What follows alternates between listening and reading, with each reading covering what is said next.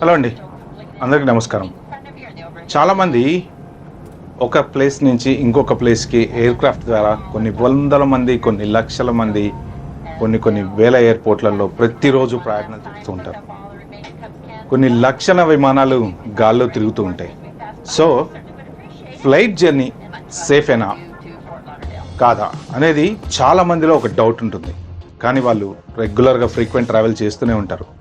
కొత్తగా ఫ్లైట్ ఎక్కే వాళ్ళకి కొంతమంది ఆ థ్రిల్ని ఎంజాయ్ చేస్తారు, కానీ ఆ కొంతమంది మాత్రం ల్యాండింగ్ టేక్ ఆఫ్ టైముల్లో భయపడుతూ ఉంటారు.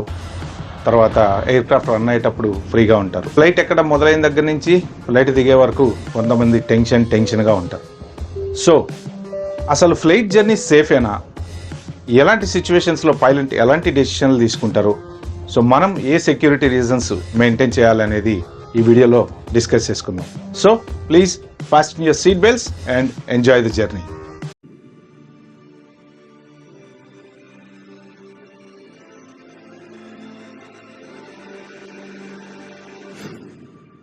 హాయ్, హలో, వెల్కమ్ టు యోగ్స్టాక్. Flight journey first time flyers కొంత భయపడుతూ ఉంటారు, కొంతమంది ఎంజాయ్ చేస్తూ ఉంటారు. సో ఆ ఇద్దరు పక్క పక్కన కూర్చుంటే ఆ జర్నీ చాలా థ్రిల్లింగ్గా ఉంటుంది. ఈ భయపడేవాడు అలాగే ఈ ఎంజాయ్ చేసేవాడు. సో భయపడే వాళ్ళు ప్రతి చిన్నదానికి భయపడుతూ ఉంటారు. కొంతమంది అయితే దేవుణ్ణి ప్రార్థిస్తూ ఉంటారు. కానీ అసలు ఫ్లైట్ జర్నీ అనేది సేఫేనా? ఎస్, హిస్టరీ ప్రకారం the flight journey is the safest journey. ఎందుకంటే మీరు ఒక కార్ జర్నీ తీసుకుంటే సైకలాజికల్గా మన థింకింగ్ ఎలా ఉంటుంది అంటే, మనం రోడ్డు మీద వెళ్తూ ఉంటాం కాబట్టి, బయట చుట్టూ నలుగురు కనపడుతూ ఉంటారు కాబట్టి, రోడ్డు కనపడుతూ ఉంటుంది కాబట్టి మనం సేఫ్ అనుకుంటాం. కానీ అటుపక్క నుంచి వచ్చేవాడో, ఇటుపక్క నుంచి వచ్చేవాడో, ఎదురుగా నుంచి వచ్చేవాడో ఎవరైనా ఒక చిన్న తప్పు చేస్తే దానివల్ల ఎన్నో అనర్థాలు జరుగుతాయి. సో ఇలాంటి ప్రమాదాలు అనేవి ప్రతి చోట ఉంటాయి. బట్ ఫ్లైట్ జర్నీ మాత్రం మోర్ ఆర్ లెస్ చాలా safest journey. So flight take off తీసుకునేటప్పుడు, తర్వాత ల్యాండ్ అయ్యేటప్పుడు, డ్యూరింగ్ ద జర్నీ మనం కొన్ని విషయాలు మాట్లాడుకుందాం. ఫస్ట్, ఫ్లైట్లోకి ఎక్కిన తర్వాత అందరినీ సీట్ బెల్ట్ పెట్టుకొని కూర్చోమంటారు. ఎందుకు అంటే ఆ మూమెంట్ వల్ల కింద పడే ఛాన్స్ ఉంటుంది, ఏమైనా దెబ్బలు తగిలే ఛాన్స్ ఉంటుంది. కాబట్టి ఒక పర్టిక్యులర్ హైట్ వెళ్ళిన తర్వాత ఆ హైట్లో ఎయిర్ క్రాఫ్ట్ సేఫ్ అని అనిపించినప్పుడు అప్పుడు పైలట్స్ మనకి సీట్ బెల్ట్ సైన్ ఆఫ్ చేస్తారు. ఆఫ్ చేసినప్పుడు మనం సీట్ బెల్ట్ తీసి రిలాక్స్ అవుతాం, అటు ఇటు తిరుగుతాం, వాష్రూమ్స్కి వెళ్తాం, ఫుడ్ ఇచ్చే వాళ్ళు వచ్చి ఫుడ్ ఇస్తారు. సో ఈ మధ్యలో ఎటువంటి సిచ్యువేషన్లోనైనా సరే ఒకవేళ పైలట్ ఏదైనా అన్యూజువల్ వెదర్ కనుక డిటెక్ట్ చేస్తే మళ్ళీ సీట్ బెల్ట్ సైన్ ఆన్ అవుతుంది. ఆన్ అయినప్పుడు కంపల్సరీ మనం సీట్ బెల్ట్ పెట్టుకొని సీట్లో కూర్చోవాలి. So most of the times మనం అటు ఇటు తిరగటము, సీట్ల దగ్గర నిలబడి మాట్లాడటము, ఇలాంటివి అవాయిడ్ చేసి సీట్లో కూర్చుని వీలైనంత వరకు సీట్ బెల్ట్ పెట్టుకొని ఉండటం మాత్రం సేఫెస్ట్. సో నెక్స్ట్, ఇక ఫస్ట్ ఫ్లైట్ టేక్ ఆఫ్ అయ్యేటప్పుడు జరిగే పరిణామాలు ఎలా ఉంటాయి? జనరల్గా during the take off flying పర్ఫెక్ట్గా వాళ్ళు టెస్ట్ చేస్తారు, ఇంజన్స్ టెస్ట్ చేస్తారు, ఇంజన్స్ పర్ఫెక్ట్గా పనిచేస్తున్నాయా లేవా. 4 ఇంజన్స్ అయితే 4 ఇంజన్స్, 2 ఇంజన్స్ అయితే 2 ఇంజన్స్, ఇంజన్ టెస్ట్ చేస్తారు, వింగ్స్ టెస్ట్ చేస్తారు, తర్వాత లెఫ్ట్ రైట్ తిరిగేటువంటి రడల్స్ టెస్ట్ చేస్తారు. అన్ని రకాల టెస్ట్లు చేసిన తర్వాత ఎయిర్ క్రాఫ్ట్ని టేక్ ఆఫ్కి రెడీ చేస్తారు. దీంట్లో మనకి డేటా ఇచ్చేవాళ్ళు డేటా ఇస్తారు, వెదర్ గురించి చెప్పేవాళ్ళు వెదర్ గురించి చెప్తారు. పైలట్ ఒక ఎయిర్పోర్ట్ నుంచి ఇంకొక ఎయిర్పోర్ట్కి స్టార్ట్ అయ్యి ల్యాండ్ అయ్యే మధ్యలో వెదర్ కండిషన్స్ ఎలా ఉన్నాయో కంప్లీట్ హిస్టరీ పైలట్కి ముందే వస్తుంది. బట్ అన్ఎక్స్పెక్టెడ్ సిచ్యువేషన్స్లలో వెదర్ కండిషన్స్ చేంజ్ అవ్వచ్చు. For example, if take off చేసుకునేటప్పుడు ఒకవేళ విండీగా ఉంది, అలాంటి సిచ్యువేషన్స్లో కూడా ఎయిర్ క్రాఫ్ట్ 100% ఆ విండ్ని హ్యాండిల్ చేసేలాగా తయారు చేస్తారు. అలాగే దాన్ని టెస్ట్ కూడా చేస్తారు. ఒకవేళ మనం అందులో కూర్చున్నప్పుడు బాగా విండ్ వస్తుంది, మనకి ఫ్లైట్ ఇలా లెఫ్ట్కి తిరిగినట్టో లేకపోతే అలా రైట్కి తిరిగినట్టో అనిపిస్తూ ఉంటుంది. అదేంటంటే పైలట్ దాన్ని రడ్డల ద్వారా కంట్రోల్ చేస్తాడు. అది ఆ నోస్ని అడ్జస్ట్ చేస్తూ ఉంటుంది. ఎందుకు అడ్జస్ట్ చేస్తుంది అంటే, ఒక విండ్ కనుక ఒక ఫోర్స్లో లెఫ్ట్ నుంచో రైట్ నుంచో వచ్చినప్పుడు, లేకపోతే ఇటు నుంచో అటు నుంచో వచ్చినప్పుడు ఆ విండ్ని బట్టి పైలట్ దాన్ని ఫ్లైట్ని ఎలా టిల్ట్ చేయాలి అని మేనేజ్ చేస్తూ ఉంటాడు. వింగ్స్ను కూడా కొన్ని సిస్టమ్స్ ద్వారా మేనేజ్ చేస్తూ ఉంటారు అన్నమాట. రడల్స్ అండ్ ఎరనాల్స్ అనే సిస్టమ్ తోటి దీన్ని మేనేజ్ చేస్తారు. తర్వాత టేక్ ఆఫ్ తీసుకునేటప్పుడు ఫర్ ఎనీ రీజన్ జనరల్గా ఒక్కొక్కసారి బర్డ్ స్ట్రైక్ అనేది జరుగుతూ ఉంటుంది. సో ఎయిర్పోర్ట్కి నియరెస్ట్ దగ్గరలో ఎక్కడైనా కానీ మోస్ట్ ప్రాబబ్లీ బర్డ్స్ ఫ్లై అవ్వకుండా చూస్తూ ఉంటారు ఎయిర్పోర్ట్ వాళ్ళు. బట్ జస్ట్ ఇన్ కేస్ ఏదైనా చిన్న బర్డ్ కనుక బ్లేడ్స్కి తగిలితే ఆ బ్లేడ్స్ని కూడా టెస్ట్ చేసేటప్పుడు చాలా రకరకాలుగా టెస్ట్ చేస్తారు. దాంట్లో ఐస్ వేస్తారు, బర్డ్స్ వేస్తారు, ఇంకోటి వేస్తారు. కాబట్టి ఏంటంటే జనరల్గా ఒక బ్లేడ్కి కనుక బర్డ్ తగిలితే నార్మల్గా అది సేఫ్, పెద్ద ప్రాబ్లం అయితే ఉండదు. ఎయిర్క్రాఫ్ట్ స్టార్ట్ అయ్యే ముందే, టేక్ ఆఫ్ తీసుకునే ముందే ఇవన్నీ కూడా ఫ్లైట్ ఇంజనీర్స్ పర్ఫెక్ట్గా చెక్ చేస్తారు. సో వన్స్ టేక్ ఆఫ్ తీసుకుని మనం అలా గాల్లోకి వెళ్ళిన తర్వాత కొంత దూరం అయిన తర్వాత సీట్ బెల్ట్ ఆగిపోతుంది. అలా మన జర్నీ నడుస్తూ ఉంటుంది, కూర్చొని సినిమాలు చూస్తూ ఉంటాం. సడన్గా ఉన్నట్టుండి ఎయిర్క్రాఫ్ట్ ఊగుతుంది. అదేంటి అంటే టర్బులెన్స్. టర్బులెన్స్ అంటే ఒక రకమైన వెదర్ అన్నమాట. సముద్రంలో మీకు అలలు అలా వచ్చిపోతూ ఉంటాయి కదా, ఆటుపోట్లు అంటారు. అలాగా గాలిలో కూడా రకరకాల ఎక్స్ట్రీమ్ వెదర్స్ ఉంటాయి. ఆ వెదర్స్ వచ్చినప్పుడు ఆ ఫోర్స్కి ఎయిర్ క్రాఫ్ట్ని పుష్ చేస్తూ ఉంటుంది. సో ఆ విండ్ ఎప్పుడైతే పుష్ చేస్తుందో ఆ పుష్ చేసినప్పుడు వచ్చేదనే టర్బులెన్స్ అనమాట. సో ఆ టర్బులెన్స్ టైంలో మన ఎయిర్ క్రాఫ్ట్ సేఫా? Yes, 100% aircraft safe. టర్బులెన్స్లో ఎటువంటి ప్రాబ్లము ఉండదు. కానీ ఒక్కొక్కసారి ఆ టర్బులెన్స్ అనుకోకుండా వచ్చినప్పుడు లోపల ఉండేటువంటి ప్రయాణికులు నిలబడినా కానీ కూర్చున్నా కానీ ఒక్కొక్కసారి చాలా హెవీ టర్బులెన్స్ వస్తుంది. చాలా హెవీ అంటే హెవీ టర్బులెన్స్ అంటే ప్యాసింజర్స్ కింద పడి దెబ్బలు తగిలిన సందర్భాలు ఉన్నాయి. అందుకని ఏంటంటే పైలట్స్ ఇమ్మీడియట్గా వాళ్ళు ఏదన్నా ఎయిర్ వెదర్ డిటెక్ట్ కాగానే టక్కన సీట్ బెల్ట్స్ అయినా ఆన్ చేస్తారనమాట.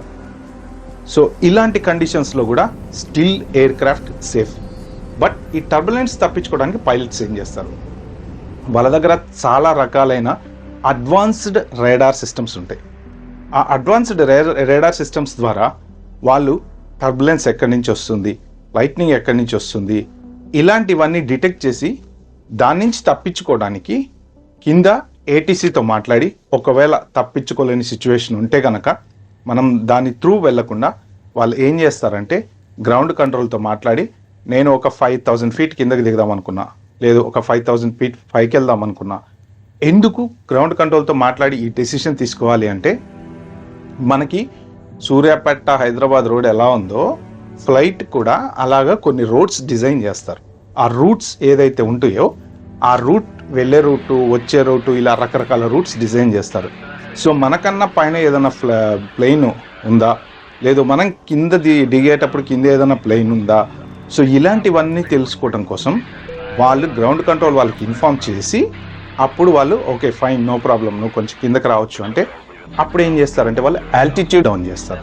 ఆల్టిట్యూడ్ డౌన్ చేస్తే పైన హెవీ ఎక్స్ట్రీమ్ వెదర్ ఉంటుంది కాబట్టి మనం వెదర్ కింద నుంచి వెళ్ళిపోతాం, లేదా ఒక్కొక్కసారి పక్క నుంచి వెళ్ళిపోతాం, లేదా ఒక్కొక్కసారి ఇలా వెళ్ళిపోతాం. సో ఎప్పటికప్పుడు వాళ్ళకి ఆ డాష్ బోర్డ్లో వెదర్ కండిషన్స్ అనేవి పర్ఫెక్ట్గా వస్తూ ఉంటాయి కాబట్టి వాళ్ళు దాన్ని తప్పించుకోగలిగే ఛాన్స్ ఉంది. బట్ ఇన్ ఎనీ రీజన్ ఒకవేళ వాళ్ళకి నో మీరు అదే రూట్లో వెళ్ళాల్సిందే, లెఫ్ట్ రైట్ తిరగడానికి వీల్లేదు, కిందకి డౌన్ అవడానికి వీల్లేదు, ఆల్టిట్యూడ్ పెంచుకోవడానికి వీల్లేదు అన్నప్పుడు but still air craft perfectly safe, ఎటువంటి ప్రాబ్లం లేకుండా ఆ టర్బులెన్స్ ద్వారా వెళ్తుంది. కాకపోతే లోపట కొంత చిన్న చిన్న ప్రాబ్లమ్స్ అనేవి వస్తాయి. అది కూడా హెవీ టర్బులెన్స్ ఉన్నప్పుడు ఇమ్మీడియట్గా వాళ్ళు వార్న్ చేస్తారు. వాళ్ళు ఫుడ్ తీసుకెళ్ళి ఎక్కడ పెట్టేస్తారు, లోపల ఎవరి సీట్లలో వాళ్ళు కూర్చుంటారు, బెల్ట్లు పెట్టుకొని కూర్చుంటారు. మళ్ళీ టర్బులెన్స్ దాటిన తర్వాత మళ్ళీ సీట్ బెల్ట్ సైన్ ఆఫ్ అవుతుంది, మనం హ్యాపీగా జర్నీ చేస్తూ ఉంటాం. సో ఇదొకటి. నెక్స్ట్ ఇంకొకటి చాలామందికి భయపడే విషయం, మనం ఇంట్లో కూర్చొని కిటికీలోని చూసినప్పుడు ఉరుములు మెరుపులు వస్తూ ఉంటాయి. సో ఒక్కొక్కసారి మనం ఇంట్లోనే అర్జున పాల్గొన అనుకుంటూ కూర్చుంటూ ఉంటాం. కానీ మనం ఎయిర్ క్రాఫ్ట్లో ఉన్నప్పుడు అలాంటి ఉరుములు మెరుపులు వస్తే మనం సేఫా? 100% సేఫ్. ఎందుకంటే ఎయిర్ క్రాఫ్ట్ అనేది డిజైన్ చేసినప్పుడు వాళ్ళు చేసే టెస్టింగ్ అనేది అన్ని రకాల వాతావరణాలని తట్టుకోవటం కోసం డిజైన్ చేస్తారనమాట. సో కొన్ని మెటల్స్తో తయారు చేస్తారు, ఎలక్ట్రిక్ కండిషన్స్ని తట్టుకునే మెటల్స్తో తయారు చేస్తారు. ఒకవేళ స్ట్రైక్ కనుక వచ్చినా కానీ ఎయిర్ క్రాఫ్ట్కి ఏం కాదు. వీళ్ళకి ముందే అడ్వాన్స్ ఇన్ఫర్మేషన్ అని వస్తుంది, ముందు లైట్నింగ్ స్ట్రైక్స్ వస్తున్నాయి కాబట్టి కొంచెం మీరు ఇటు అటు మూవ్ అవ్వండి అని చెప్తారు. లేదు ఒకవేళ ఎలాంటి సిచ్యువేషన్లో అయినా మీరు అసలు లైట్నింగ్ స్ట్రైక్ ద్వారా వెళ్ళింది కూడా మీకు తెలీదు. అది ఎప్పుడు ఎవరికి తెలుస్తుందో తెలుసా? మీ ఫ్లైట్ ల్యాండ్ అయిన తర్వాత ఫ్లైట్ ఇంజనీర్ వెళ్ళి మొత్తం ఫ్లైట్ మళ్ళీ చెక్ చేస్తాడు రిటర్న్ వెళ్ళటం. ఆ చెక్ చేసిన టైంలో ఆ బాడీకి అక్కడక్కడ చిన్న బర్నింగ్ అనేది కనపడుతూ ఉంటుంది. అలా తప్ప aircraft fully built for air light strikings. So ఎటువంటి ఇబ్బంది అనేది ఉండదన్నమాట. కానీ ఫ్యూయల్ ఉంటుంది. ఫ్యూయల్ ట్యాంక్స్కి ఏమన్నా ప్రమాదమా అంటే 100% ప్రమాదం లేదు. ఎందుకు అంటే ఫ్యూయల్ ట్యాంక్స్ని కానీ వింగ్స్లో ఉండే ఫ్యూయల్ని కానీ కండక్టివ్ మెటీరియల్స్తో తయారు చేస్తారు. అంటే ఆ మెటీరియల్స్కి ఎటువంటి ఎలక్ట్రిక్ లైట్నింగ్ స్ట్రైక్స్ అయినా కానీ ఎటువంటి ప్రాబ్లము ఉండదన్నమాట. సో ద నెక్స్ట్ థింగ్, ఒకవేళ ఫ్లైట్లో స్మోక్ అనేది వస్తే, కొంతమంది బాత్రూంలోకి వెళ్ళి స్మోక్ చేసిన, వేపర్స్ ఇప్పుడు ఎలక్ట్రానిక్ సిగరెట్స్ వచ్చినాయి కదా, అలాంటివి చేసిన ఇమ్మీడియట్గా స్మోక్ అలారం డిటెక్ట్ అవుతుంది. వెంటనే వాళ్ళ దగ్గర ఫైర్ ఎస్టింగ్విషర్ తోటి దాన్ని మొత్తం కంప్లీట్ ఆపేస్తారు. సో ఎటువంటి ప్రాబ్లమ్ అనేది ఉండదు. మోర్ ఆర్ లెస్ స్మోక్ వచ్చే ఛాన్స్ అయితే లేదు, ఎందుకంటే ఇంజన్స్ బయటే ఉంటాయి. సో ఒక్కొక్కసారి స్మోక్ కనుక లోపలికి వస్తే ఆ అన్అవాయిడబుల్ సిచ్యువేషన్స్లో పైలట్ ఏం చేస్తారు అంటే, అది కనుక ఎక్స్ట్రీమ్ డేంజర్ అని పైలట్కి అనిపిస్తే నియరెస్ట్ ఎయిర్పోర్ట్కి డైవర్ట్ చేస్తారు. సో నెక్స్ట్, ఒకవేళ పైలట్కి హెల్త్ బాగాలేని సిచ్యువేషన్లో ఉంటే, సో వాళ్ళంతా వెల్ ట్రైన్డ్ క్యాబిన్ క్రూ ఉంటారనమాట. ఆల్మోస్ట్ ఆల్ ఈ హెల్త్ సిచ్యువేషన్ బాగాలేనప్పుడు ఎటువంటి పరిస్థితుల్లో వాళ్ళకి ఏ మెడిసిన్ ఇవ్వాలి, వాళ్ళని ఎలా రికవర్ చేయాలి, వాళ్ళని ఎలా కంట్రోల్ చేయాలి అని అంత ట్రైన్డ్. సో అదే కాకుండా ఆ పైలట్ కాకుండా ఎవరైతే మెయిన్ కోపైలట్ ఉంటాడో అతను కూడా ఫ్లైట్ ల్యాండింగ్ చేయగలిగి, టేక్ ఆఫ్ చేయగలిగి, ఫ్లైట్ని పర్ఫెక్ట్గా నడపగలిగేటువంటి పైలట్కే ఫ్లైట్ ఇస్తారు. సో అది ఎటువంటి ప్రాబ్లము లేదు. అన్అవాయిడబుల్ సిచ్యువేషన్స్లో ఒకవేళ ఏదన్నా జరిగినా క్యాబిన్ క్రూలో సీనియర్ క్యాబిన్ క్రూస్కి ఫ్లైట్ని ఎలా కంట్రోల్ చేయాలి, గ్రౌండ్ కంట్రోల్తో ఎలా మాట్లాడాలి, ఫ్లైట్ని ఎలా ల్యాండ్ చేయాలి, ఆటోమేటిక్ కంట్రోల్ ఎలా పెట్టాలి, ఇలాంటి బేసిక్స్వి వాళ్ళకి ట్రైనింగ్ ఇస్తారనమాట. సో ఎట్టి పరిస్థితుల్లోనూ ఫ్లైట్ ల్యాండింగ్కి కానీ టేకాఫ్ కానీ ఎటువంటి ప్రాబ్లం ఉండే ఛాన్స్ అయితే లేదు. నెక్స్ట్, మనం వెళ్తున్న రూట్లో ఇంకొక ఫ్లైట్ ఉందా, మనకు ఆపోజిట్ ఇంకేమన్నా ఫ్లైట్ ఉందా? ఇప్పుడు రీసెంట్గా ఏం జరిగింది అంటే, న్యూయార్క్ దగ్గర ఇటు ఆర్మీ హెలికాప్టర్ ఈ రెండు క్రాష్ అయ్యాయి.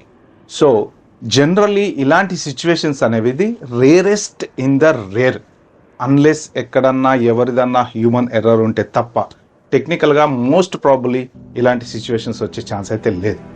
ఎందుకు అంటే వాళ్ళ దగ్గర కొలిజన్ డిటెక్షన్ రేడార్ సిస్టమ్ అనేది ఒకటి ఉంటుంది. సో ఆ సిస్టమ్ ఏదైతే ఉంటుందో అది ఫ్లైట్కి చుట్టుపక్కల ఉన్న రేడియస్లో ఎటువంటి ఫ్లైట్స్ ట్రావెల్ చేస్తున్నా దాని ఇన్ఫర్మేషన్ మనకిస్తుంది.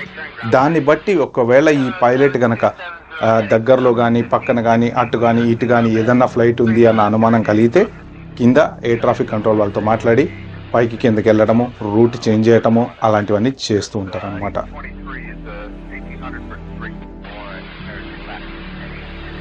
సో కాబట్టి వన్స్ ఫ్లైట్ గాల్లోకి వెళ్ళిన తర్వాత మళ్ళీ ల్యాండ్ అయ్యే వరకు మాత్రం మనం 100% సేఫ్గానే ఉంటాం.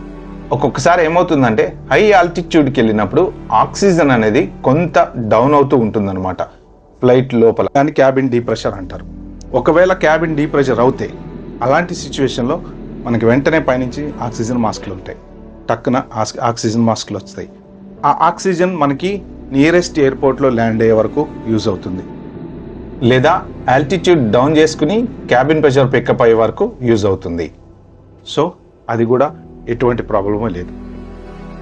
నెక్స్ట్, అనుకోని పరిస్థితుల్లో ఫ్లైట్ ల్యాండ్ అయ్యే సిచ్యువేషన్స్లో ఎటువంటి పరిస్థితుల్లోనైనా ఇంజిన్స్ ఫెయిల్ అయినాయి అనుకోండి, లేదు మనం ఎయిర్లో ఉన్నప్పుడే ఇంజన్లు ఫెయిల్ అయినాయి. సో ఇంజన్లు అనేవి ఫ్లైట్ డ్రాగ్ చేయడానికి, ఫ్లైట్ పుష్ చేయడానికి యూజ్ అవుతాయి. Most of the flight wings ద్వారానే కంట్రోల్ అవుతుంది. సో ఆ థర్స్ట్ అనేది ఏదైతే ఉంటుందో ఆ థర్స్ట్ ద్వారా మనకు ఉన్న వింగ్స్ ద్వారా ఫ్లైట్ని పర్ఫెక్ట్గా ల్యాండ్ చేయడానికి పైలట్ చేయగలుగుతాడు. సో నియరెస్ట్ ఎయిర్పోర్ట్ ఏదైతే ఉందో ఆ ఎయిర్పోర్ట్ వాళ్ళతో మాట్లాడి ఫ్లైట్ ల్యాండ్ చేయడానికి ట్రై చేస్తారు. సో ఒకానొక సిచ్యువేషన్లో ఒక ఇంజిన్ ఫెయిల్ అయింది, ఇంకో ఇంజిన్ ఉంది, నియరెస్ట్ ఎయిర్పోర్ట్ బిజీగా ఉంది, ల్యాండ్ చేయడానికి చాలా టైం పడుతుంది అనుకున్న టైంలో కూడా they are well prepared with that carrying an extra fuel.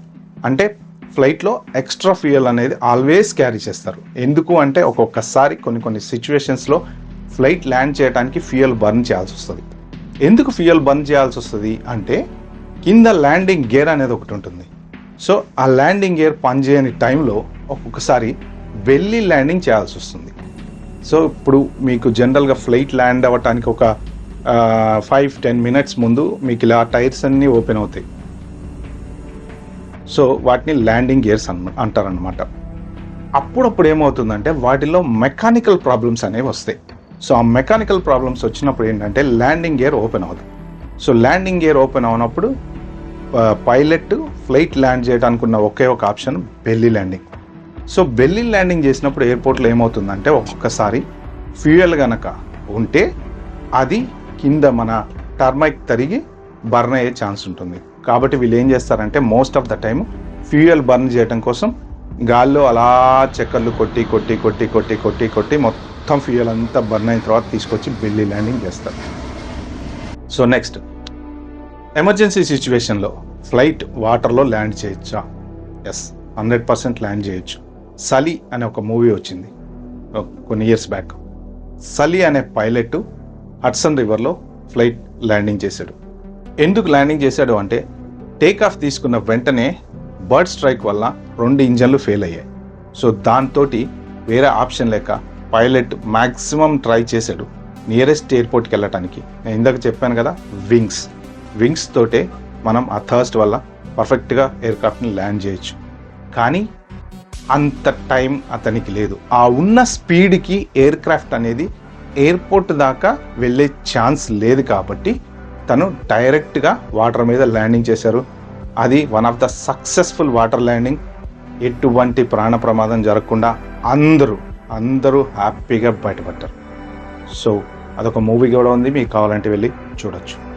So next, ఒకవేళ ఫ్లైట్ రన్నింగ్లో ఉన్నప్పుడు కానీ ఎటువంటి పరిస్థితుల్లోనూ మన పైలట్ దగ్గర కానీ ఆ చుట్టుపక్కల ఉన్న ప్లేసెస్లో కానీ స్మోక్ అలాంటిది ఎటువంటిది ఏదైనా డిటెక్ట్ అయినా ఇమ్మీడియట్గా వాళ్ళు దాన్ని ఆర్పడానికి వాళ్ళకు ఒక రకమైన సిమ్యులేటర్ ద్వారా ట్రైనింగ్ ఇస్తారు. సిమ్యులేటర్ అంటే ఏంటంటే జనరల్గా మనము డైరెక్ట్ ఫ్లైట్ ఎక్కి ఫ్లైట్ నడపకుండా చాలామందికి ఏంటంటే దాంట్లో ట్రైనింగ్ ఇస్తారు. అందులో ఉండేటువంటి డివైజెస్ని ఎలా వాడాలి, అందులో ఉండేటువంటి కంప్యూటర్ సిస్టమ్స్ని ఎలా వాడాలి, ల్యాండింగ్ గేర్ ఎలా వాడాలి, టేకాఫ్ ఎలా తీసుకోవాలి, వింగ్స్ ఎలా వాడాలి, సో తర్వాత లెఫ్ట్ ఎలా తిరగాలి, రైట్ ఎలా తిరగాలి, ఇన్ని రకాల ట్రైనింగ్స్ అనేవి సిమ్యులేటర్ ద్వారానే ఇస్తారు. అది ఏంటంటే ఆ సిమ్యులేటర్ కేవలం మనం దాంట్లో కూర్చుని మనం గాల్లో ఎగురుతున్నట్టు ఫ్లైట్ నడుపుతున్నట్టు కంప్లీట్ ఫ్లైట్కి ఏమేమైతే కంట్రోల్స్ ఉంటాయో ఆ కంట్రోల్స్ అన్నీ ఉంటాయి అన్నమాట. సో దాన్ని ట్రైనింగ్ సిమ్యులేటర్ అంటారు. ఆ ట్రైనింగ్ సిమ్యులేటర్లో వాళ్ళకి అన్ని రకాల ట్రైనింగ్స్ దట్ ఇంక్లూడింగ్ ఒకవేళ క్యాబిన్లో స్మోక్ వచ్చినా కానీ సో ఎలాంటి పరిస్థితుల్లో ఏం చేయాలి అనేటువంటి ట్రైనింగ్ పర్ఫెక్ట్గా ఇస్తారు. అంటే మీకు ఒక పైలట్ హెల్త్ బాగాలేదు, అలాంటి టైంలో ఒక క్యాబిన్ క్రూ వచ్చి ఫ్లైట్ని ఎలా ల్యాండ్ చేయాలి, సో ఇలాంటి రకరకాల ట్రైనింగ్స్ అనేవి సిమ్యులేటర్ ద్వారా ఇస్తారు. సో ఒక పైలట్కి ఒక ఎయిర్ క్రాఫ్ట్ ఇచ్చి హ్యాండిల్ చేసే ముందు ఆ పైలట్ని పర్ఫెక్ట్గా టెస్ట్ చేస్తారు. అతను డ్రింక్ చేస్తున్నాడా లేదా అనేది కూడా టెస్ట్ చేస్తారు. సో ఆల్మోస్ట్ ఆల్ మన ఎయిర్ క్రాఫ్ట్ జర్నీ ఎక్కడ స్టార్ట్ అవుతుంది, ఎక్కడ ఎండ్ అవుతుంది, perfectly safe flight. Hope you enjoyed this video. So మీకు నచ్చినట్టయితే ప్లీజ్ అండి like, share, subscribe my channel. Thank you.